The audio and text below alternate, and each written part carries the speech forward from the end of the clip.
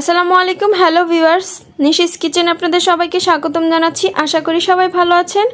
আজ আমি আপনাদের সাথে আপনাদের সকলের খুব পরিচিত এবং মজাদার একটি রেসিপি শেয়ার করতে যাচ্ছি। আজ আমি এই ভিডিওটিতে চাইনিজ চিকেন ভেজিটেবল এই রেসিপিটি শেয়ার করতে যাচ্ছি। খুব সহজে কিভাবে আপনারা এটি বাসায় তৈরি করে নেবেন সেই পদ্ধতিগুলো আমি এই ভিডিওর মাধ্যমে আপনাদের সাথে শেয়ার করব। আশা করি ভিডিওটি ভালো লাগবে। ভিডিওটি না টেনে একেবারে শেষ পর্যন্ত দেখবেন। নিয়মিত ভিডিও পেতে চ্যানেলটি সাবস্ক্রাইব করুন এবং পাশে থাকা বেল আইকনটি প্রেস করুন আমার দেওয়া ভিডিওগুলো সবার আগে পাওয়ার জন্য। এখন পর্যন্ত যারা চ্যানেলটি সাবস্ক্রাইব করেছেন এবং নিয়মিত ফলো করেন তাদেরকে অসংখ্য ধন্যবাদ। এখানে আমি 400 গ্রামের মতো সলিড মুরগির মাংস নিয়ে নিয়েছি। দিয়েছি হাফ টেবিল চামচ আদা রসুন বাটা, দিচ্ছি 1 টুকরো লেবুর রস, দিচ্ছি 1 টেবিল চামচ সয়া সস। এবার এটা ভালো করে একটু মিক্স করে নিব। এখানে আমি হাড়টা নেইনি, শুধু সলিড মাংসটা নিয়ে নিয়েছি।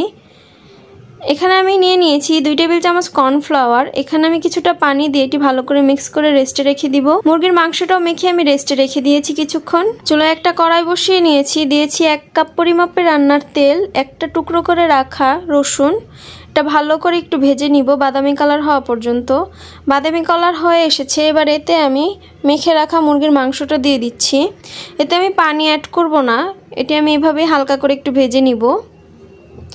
রসুনটা দেওয়ার ফলে এতে খুব ভালো একটা ফ্লেভার পাওয়া যায়, খেতেও মজা লাগে।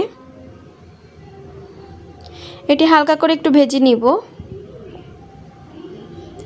দেখুন এর থেকে এমনিতে কিছুটা পানি ছেড়েছে। এবার আমি দিয়ে দিচ্ছি কিছুটা সবজি। এখানে গাজর, বরবটি এবং পেঁপে নিয়ে নিয়েছি।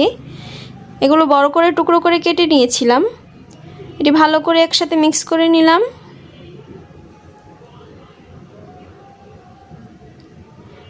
এটি কিছুক্ষণ রান্না করার পরে দিয়ে দিলাম 1 টেবিল চামচ লবণ, দিচ্ছি হাফ টেবিল চামচ গোলমরিচের গুঁড়ো। এবার এটা আবার ভালো করে মিক্স করে নিব। পুরো কাজটা আমি মিডিয়াম আঁচে করে নিয়েছি, না হলে পুড়ে যাবে। এবার এখানে আমি একটি পেঁয়াজ বড় বড় করে কেটে ছাড়িয়ে নিয়েছিলাম, ওগুলো দিয়ে দিলাম। দিচ্ছি স্বাদ অনুযায়ী কাঁচামরিচ।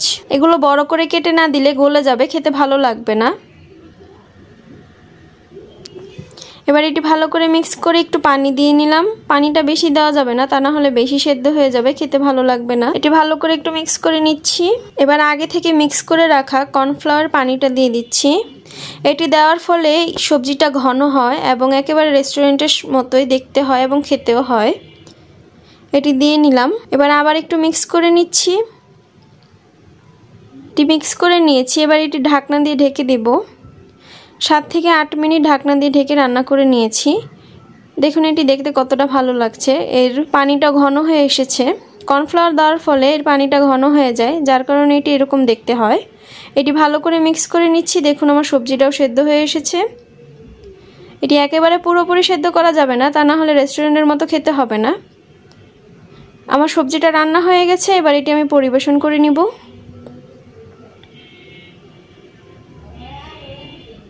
আমার আজকের রেসিপিটি রান্না হয়ে এসেছে। এবার এটি আমি পরিবেশন করে দেখাচ্ছি।